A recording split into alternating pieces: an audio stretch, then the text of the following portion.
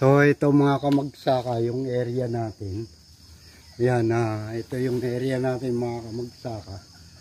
Nagtanim tayo ng nyug. Ayan.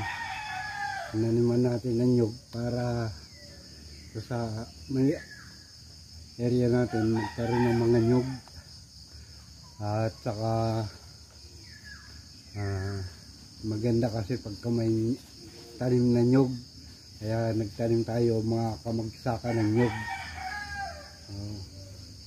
Actually dati may mga tanim na rin tayo dito sa ibang lugar na mga nyug.